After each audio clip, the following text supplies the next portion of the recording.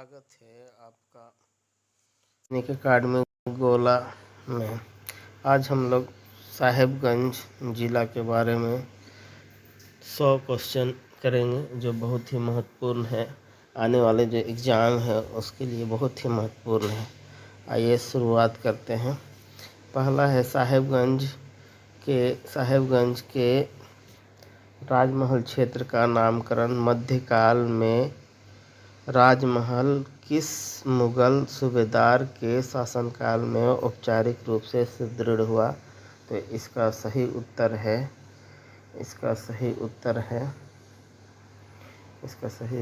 है राजा मानसिंह। दूसरा क्वेश्चन की ओर बढ़ते हैं। वर्ष 1592 में जब राजा मानसिंह ने राजमहल को बंगाल की राजधानी बनाया तब इसका नाम बदलकर क्या रखा गया था? तो इसका सही उत्तर है अकबराबाद इसका नाम रखा गया था।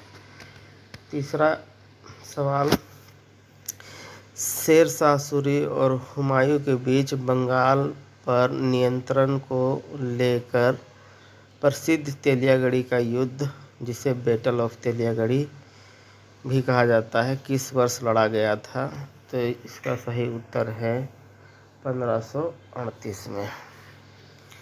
नेक्स्ट है साहेबगंज जिला के अंतर्गत आने वाली तेलियागढ़ी किले को मध्यकाल में किस उपनाम से जाना जाता था? तो इसे बंगाल का सिंहद्वार कहा जाता था। नेक्स्ट है 1660 ईस्वी में बंगाल के सूबेदार मीर जुमला ने राजमहल की जगह किस शहर को अपनी राजधानी स्थानांतरित कर दिया था? तो इसका सही उत्तर होगा ढाका। नेक्स्ट, सुल्तान शाह शुजा जो शाहजहां के पुत्र थे ने राजमहल में अपनी प्रशासनिक गतिविधियों के दौरान किस प्रसिद्ध महल और मस्जिद का निर्माण करवाया था जो आज भी भग्नावशेष के रूप में स्थित है? तो उसका सही नाम है संगीत दलान, बोलते हैं, थोड़ा गलत हो गया है, संगीत दलान और जामी मस्जिद। इसका सही उत्तर है ए।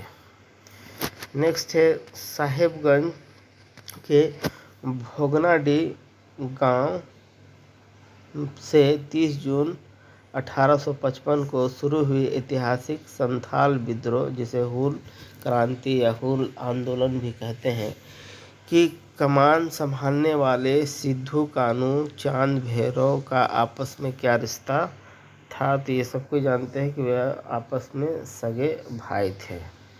इसका सही उत्तर बी। नेक्स्ट, संथाल विद्रोह के दौरान सिद्धू कानू की बहनों ने भी अदम्य साहस का परिचय दिया था। उनका नाम क्या था? तो उनका नाम था फूलो और झानो।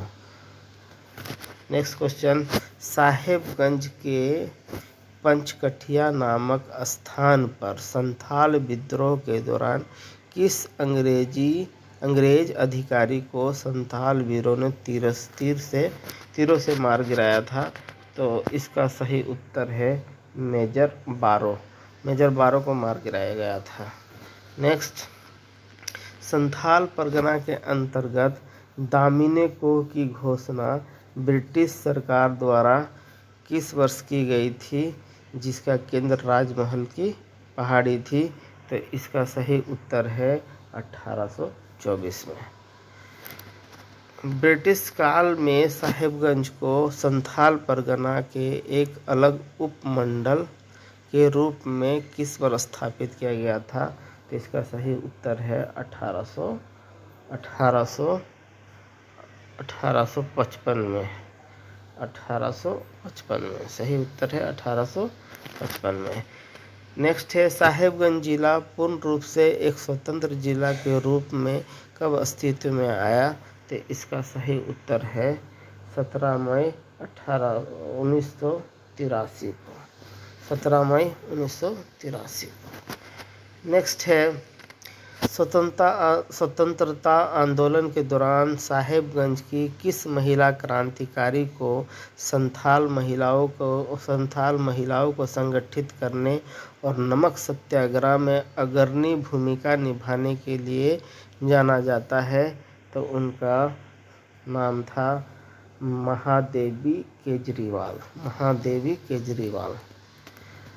नेक्स्ट है, भारत छोड़ो आंदोलन 1942 के दौरान साहेबगंज के किस स्टेशन पर क्रांतिकारियों ने रेल पटरियों को उखाड़ दिया था और सरकारी खजानों की क्षति पहुंची थी? तो इसका सही उत्तर है तीन पहाड़ रेलवे स्टेशन।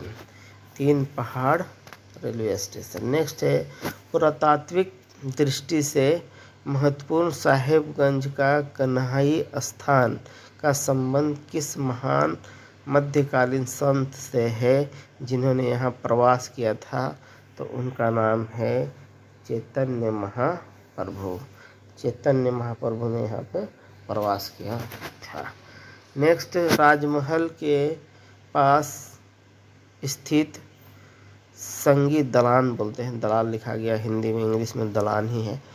संरचना का निर्माण मुख्य रूप से किस पत्थर से किया गया है?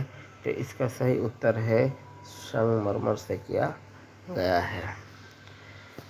नेक्स्ट है, हूल दिवस प्रत्येक वर्ष 30 जून को मनाया जाता है। साहेबगंज के किस विशेष स्थल पर मुख्य राजकीय मेला आयोजित की जाती है? तो इसका सही उत्तर है भोगनाडी में। नेक्स्ट है, प्राचीन काल में चीनी यात्री ह्वेनसांग ने साहेबगंज के राजमहल क्षेत्र की यात्रा की थी। उसने अपने यात्रा वृत्तांत में इस क्षेत्र को किस नाम से पुकारा है? इसका सही उत्तर है कंजंगल। क जंगल बोलते हैं, क जंगल। नेक्स्ट है, राजमहल क्षेत्र में किस मुगल सम्राट के काल में टकसाल की स्थापना की गई थी जहां सिक्के ढाले जाते थे? तो इसका सही उत्तर है अकबर। अकबर के काल में यहाँ पे टकसाल बनाए गए थे जहाँ सिक्के ढाले जाते थे। साहेबगंज के राजमहल में स्थित बड़ा 12 द्वारी पैलेस का निर्माण किसने करवाया था? तो इसका सही उत्तर होगा राजा मान सिंह ने। राजा मान सिंह ने 12 द्वारी पैलेस का निर्माण करवाया था। नेक्स्ट है, साहेबगंज जिले की राजमहल पहाड़ियों पर पाए जाने वाले जीवाश्म मुख्य रूप से किस भूगर्भीय काल के माने जाते हैं? तो इसका सही उत्तर है जुरासिक काल के माने जाते हैं। नेक्स्ट है, राजमहल ट्रैप का निर्माण किस प्रकार के चट्टानों और भूगर्भीय प्रक्रिया से हुआ है? तो बेसाल्टिक लावा प्रवाह से हुआ।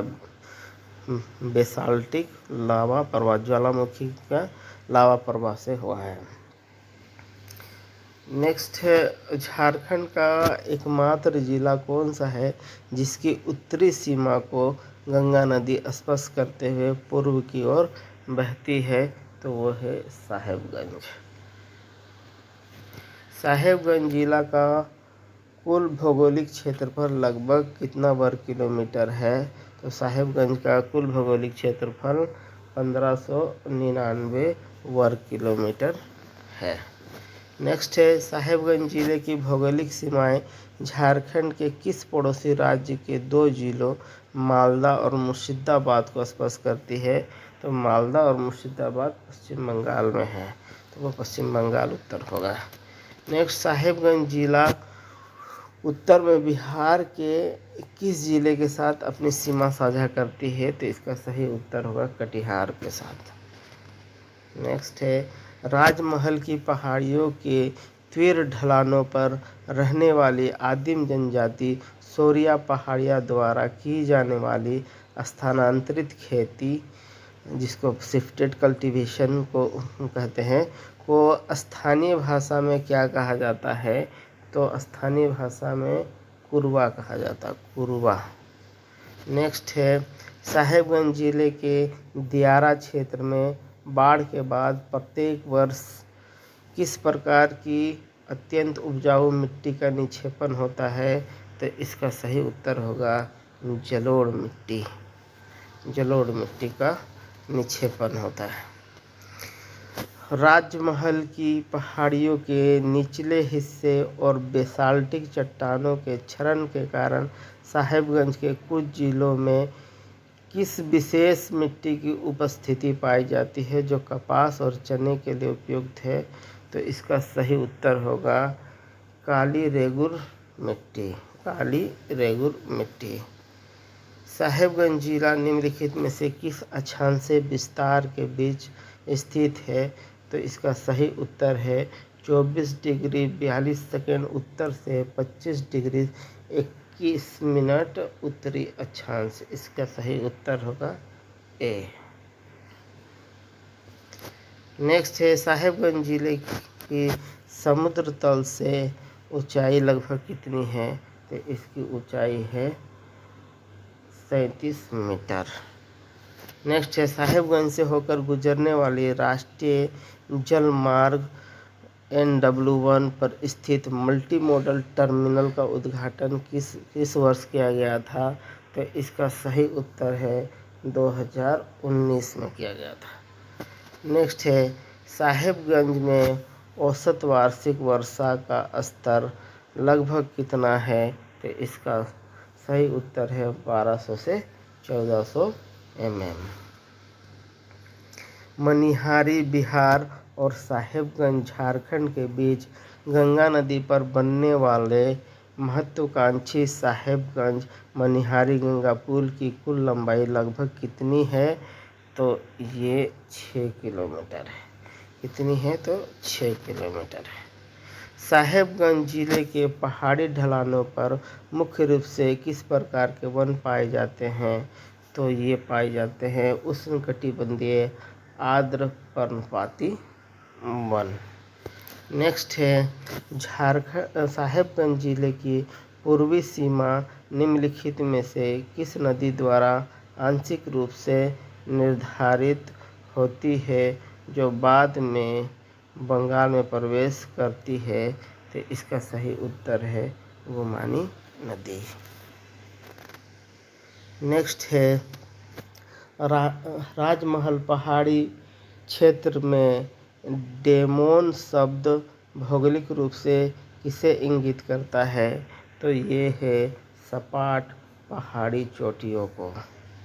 नेक्स्ट साहेबगंज जिले का कौन सा प्रखंड सबसे उत्तर पश्चिम में स्थित है और बिहार के भागलपुर सीमा से सटा हुआ है? तो इसका नाम है मिर्जा चौकी, जो कि मंडरो मिर्जा चौकी।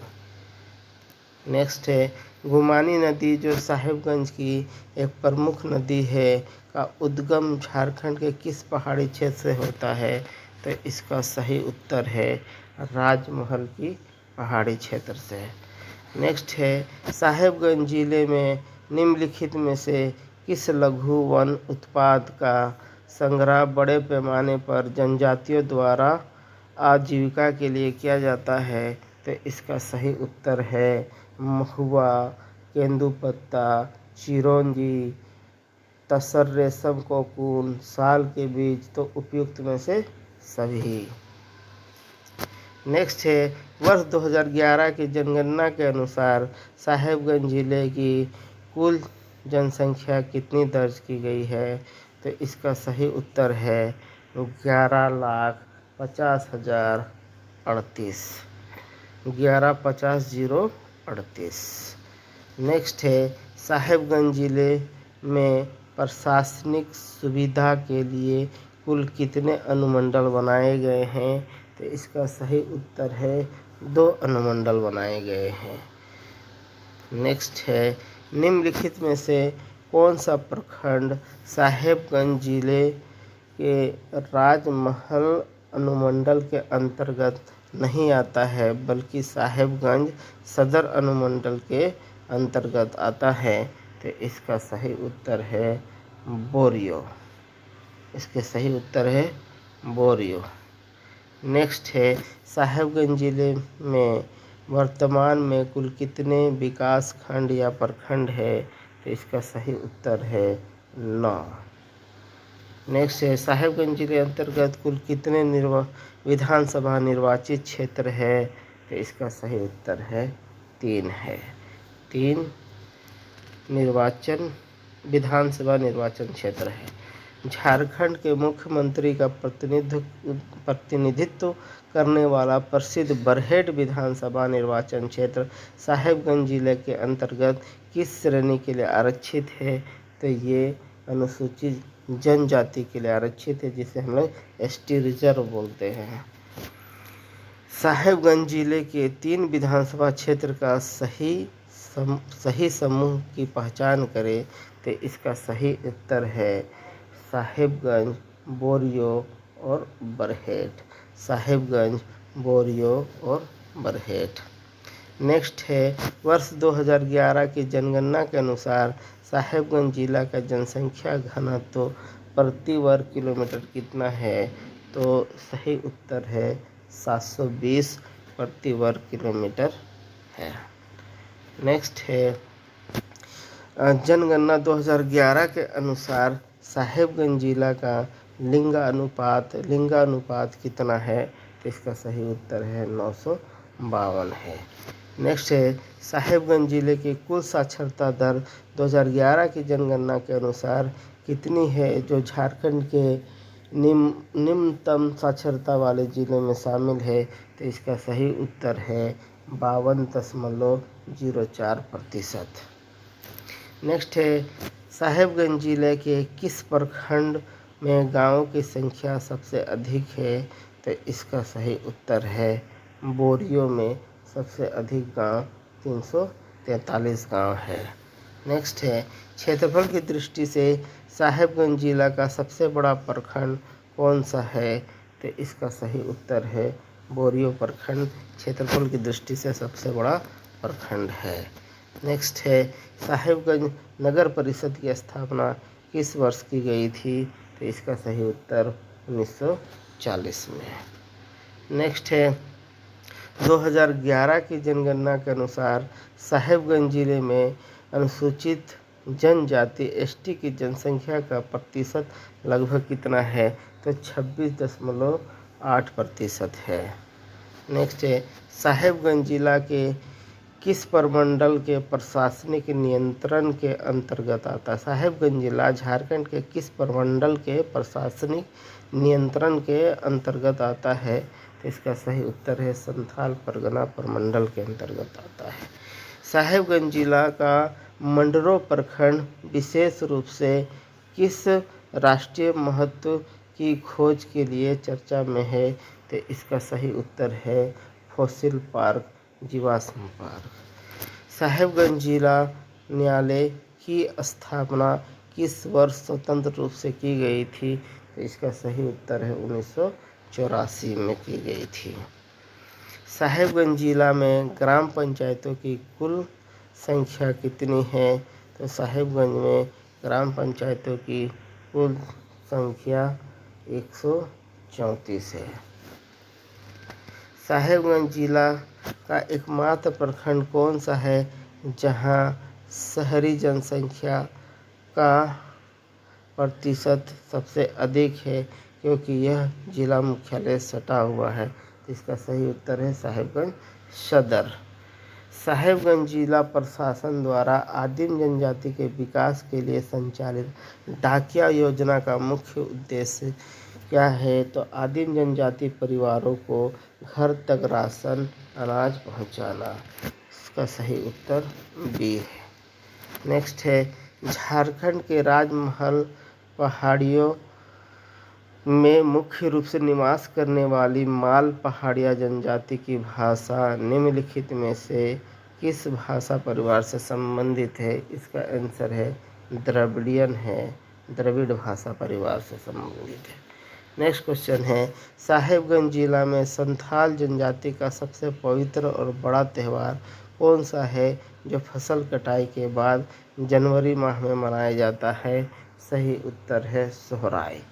नेक्स्ट है माघी पूजा साहिबगंज के किस आदिम जनजाति का मुख्य धार्मिक अनुष्ठान है जिसमें पहाड़ों के देवता की पूजा की जाती है। सही उत्तर है सोरिया पहाड़िया। नेक्स्ट है साहिबगंज के राजमहल क्षेत्र में स्थित शुक्रावासिनी मंदिर या तपोना देवी मंदिर किस हिंदू देवी को समर्पित एक प्राचीन शक्तिपीठ माना जाता है। तो इसका सही उत्तर है देवी दुर्गा / काली। नेक्स्ट है साहिबगंज जिला का शिवगढ़ी धार्मिक स्थल जो एक गुफा में स्थित प्राकृतिक शिवलिंग के लिए प्रसिद्ध है किस प्रमंडल में स्थित है। तो इसका सही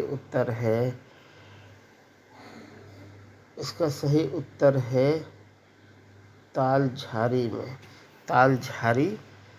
में। नेक्स्ट है साहिबगंज के बरहेट में लगने वाला माघी मेला किस संप्रदाय या संस्कृति का एक अनूठा संगम माना जाता है। तो इसका सही उत्तर है संथाल और जनजातीय संस्कृति का। नेक्स्ट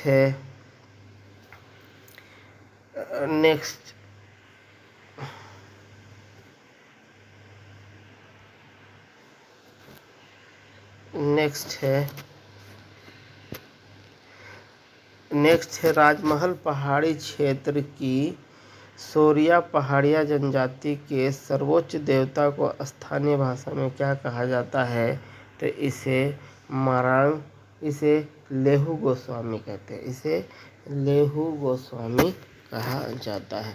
संथाल समाज में विवाह के विभिन्न रूपों में साहिबगंज क्षेत्र में क्रिंग बापला किस प्रकार के विवाह को संदर्भित करता है। तो इसका सही उत्तर है माता पिता द्वारा आयोजित मध्यस्थ विवाह। नेक्स्ट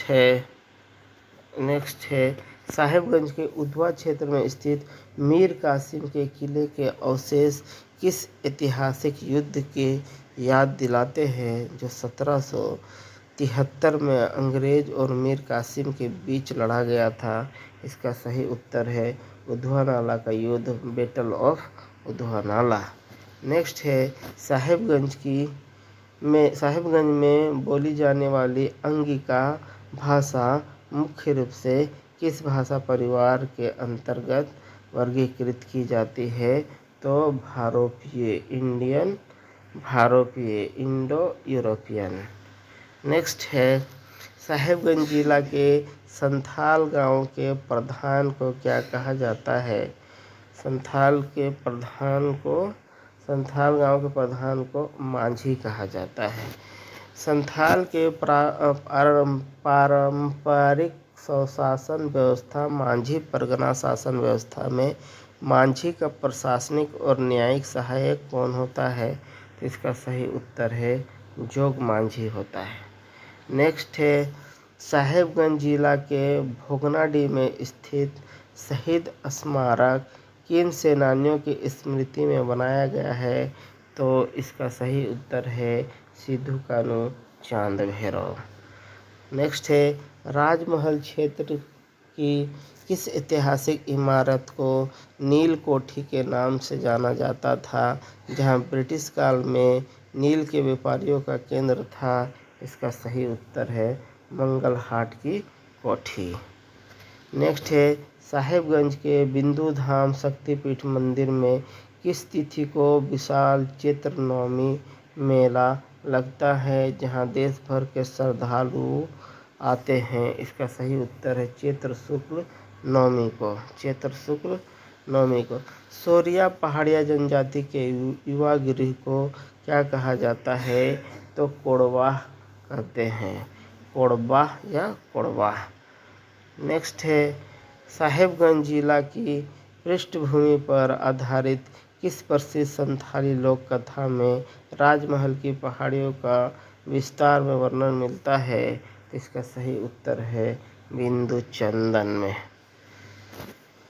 साहेबगंज के महाराजपुर क्षेत्र में लगने वाला पशु मेला झारखंड के प्रसिद्ध मेलों में से एक है। यह किस पर्व के अवसर पर आयोजित होता है? तो इसका सही उत्तर है मकर संक्रांति के अवसर पर। झारखंड सरकार द्वारा साहेबगंज के राजमहल क्षेत्र को पर्यटन हब बनाने के लिए किस महोत्सव का शुरुआत की गई है? तो वो है गंगा महोत्सव और राजमहल महोत्सव। नेक्स्ट है संथाल परगना का पारंपरिक नृत्य दसाई डांस साहेबगंज में मुख्य रूप से किस त्यौहार के ठीक पहले पुरुषों द्वारा किया जाता है? तो इसका सही उत्तर है दुर्गा पूजा। नेक्स्ट है साहेबगंज जिले में स्थित उद्धवा झील पक्षी अभयारण्य मुख्य रूप से किन दो झीलों के संयोजन से बना है? तो ये सही उत्तर है पटोरा और बरहल झील से मिलकर बना है। उद्धवा पक्षी अभयारण्य की स्थापना साइबेरिया और अन्य ठंडे प्रदेशों से आने वाले प्रवासी पक्षियों के संरक्षण के लिए किस वर्ष किया गया है? तो इसका सही उत्तर है 1991 में। उद्धवा पक्षी अभयारण्य का कुल क्षेत्रफल लगभग कितना है, जो इसे झारखंड का एक छोटा लेकिन अत्यंत महत्वपूर्ण अभयारण्य बनाता है? इसका सही उत्तर है 5.65 वर्ग किलोमीटर। नेक्स्ट है साहेबगंज के मंडरों में स्थित राजमहल फॉसिल पार्क के विकास और संरक्षण की जिम्मेदारी झारखंड सरकार ने मुख्य रूप से किस संस्थान या एनजीओ को सौंपी है? तो इसका सही उत्तर है नेचर क्लब ऑफ झारखंड या इन्फोटेक। नेक्स्ट है साहेबगंज जिले का मोतीझरा जलप्रपात किस नदी पर स्थित है, जो पर्यटकों के लिए आकर्षक है? तो इसका सही उत्तर है महाराजपुर नाला या महाराजपुर नदी। नेक्स्ट है साहेबगंज जिले में बड़े पैमाने पर पाए जाने वाले किस खनिज का उपयोग मुख्य रूप से चीनी मिट्टी के बर्तन और टाइल्स उद्योग में किया जाता है? इसका सही उत्तर है चाइना क्ले। नेक्स्ट है साहेबगंज के 3 पहाड़ और राजमहल क्षेत्रों में पाया जाने वाला बेंटोनाइट खनिज आम भाषा में किस नाम से जाना जाता है, जिसका उपयोग सौंदर्य प्रसाधनों और ड्रिलिंग में किया जाता है? इसका सही उत्तर है मुल्तानी मिट्टी।